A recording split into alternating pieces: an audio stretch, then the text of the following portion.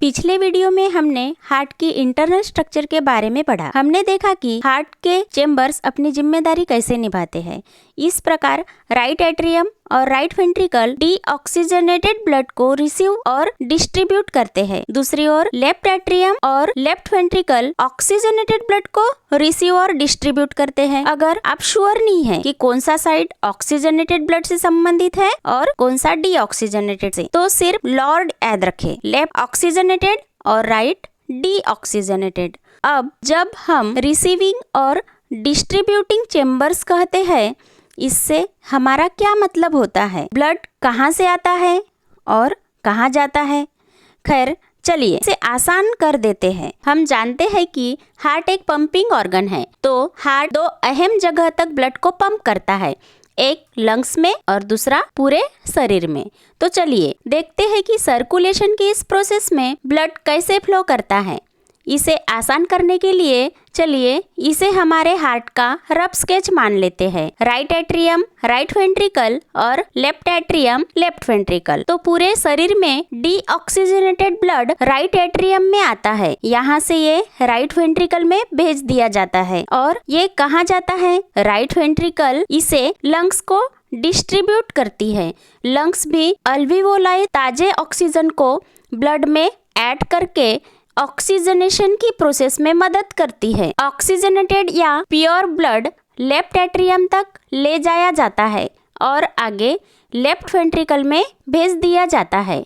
यहाँ से oxygenated blood पूरे शरीर में डिस्ट्रीब्यूट कर दिया जाता है। ये था शॉर्ट में इस प्रोसेस के बारे में। शरीर से डीऑक्सीजनेटेड ब्लड राइट एट्रियम तक, फिर राइट वेंट्रिकल तक, बाद में प्यूरिफिकेशन के लिए लंग्स तक, फिर लेफ्ट एट्रियम तक, फिर लेफ्ट वेंट्रिकल तक और फिर ऑक्सीजनेटेड ब्लड पूरे शरीर में डिस्ट्रीब्यूट कर दिया जाता है। चलिए अब इन पाइप्स के बारे में बात करते हैं जो ब्लड को फ्लो करने में मदद करते हैं। हम जानते हैं कि वेन्स डीऑक्सीजनेटेड ब्लड ले जाते हैं जबकि आर्टरीज ऑक्सीजनेटेड ब्लड ले जाती है। कन्वेंशन के आधार पर हम इन्हें नीला और लाल रंगते हैं। ये सिर्फ नोटेशन के लिए एक स्टैंडर्ड है। वेन्स द्वारा बहता ब्लड वास्तव में नीले रंग का नहीं होता है। तो दो अहम वेन्स जो डीऑक्सीजनेटेड ब्लड को राइट एट्रियम तक लेके जाती है वो है सुपेरियर वेना क्यावा और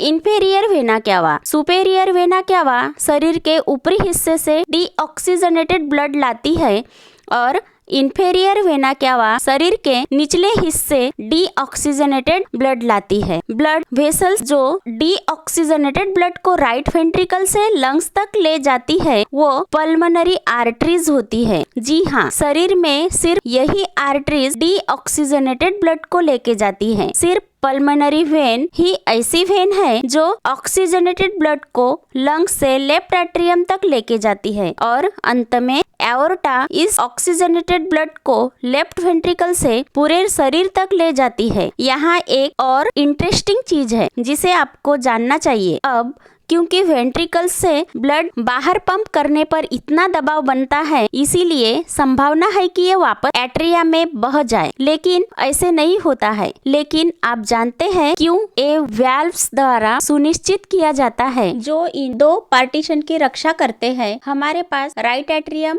और राइट वेंट्रिकल के जंक्शन पर ट्राइकस्पिड वॉल्व होता है और इसी तरह लेफ्ट एट्रियम और लेफ्ट वेंट्रिकल के जंक्शन पर बाइकस्पिड वॉल्व होता है। अब जब कि हम जानते हैं, चलिए ब्लड सर्कुलेशन की पूरी प्रोसेस पर एक नजर डालते हैं। हार्ट कुछ इस तरह से दिखता है। पहले शरीर के ऊपर और नीचे के पार्ट से डीऑक्सीजनेटेड ब्लड सुपेरियर और इंफेरियर वेना क्यावा द्वारा राइट एट्रियम तक लाया जाता है। यहाँ से ये डीऑक्सीजनेटेड ब्लड नीचे राइट वेंट्रिकल में भेज दिया जाता है और राइट वेंट्रिकल फिर इस डीऑक्सीजनेटेड ब्लड को लंग्स तक पहुंचाती है। ऐसा करते समय ट्राइकस्पिड वॉल्व ब्लड को वापस राइट एट्रियम में आने से रोकती है। ये सुनिश्चित करती है कि ब्लड पल्मोनरी आर्टरीज में इंटर करे, जहां से वो लंग्स तक ट्रेवल्स करेगा। लंग्स में मौजूद अल्वियोलाई भी ब्लड के ऑक्सीजनेटेड होने के बाद ये पल्मोनरी वेन्स द्वारा हार्ट तक वापस फ्लो करने लगता है। ये पल्मोनरी वेन्स ऑक्सीजनेटेड ब्लड को लेफ्ट एट्रियम तक ले जाती है,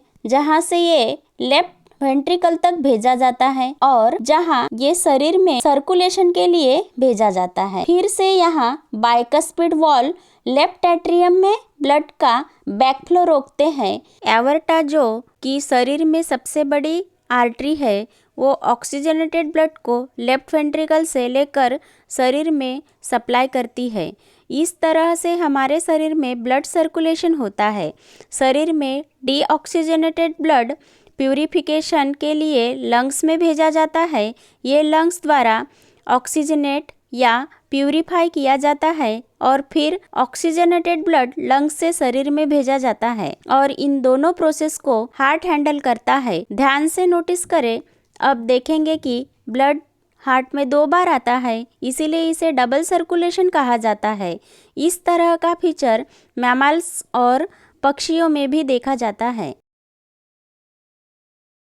वीडियो पसंद आया हो तो वीडियो को लाइक करो, चैनल पे नए होंगे तो चैनल को सब्सक्राइब करो। हम मिलते हैं आपसे नई वीडियो में। Thanks for watching.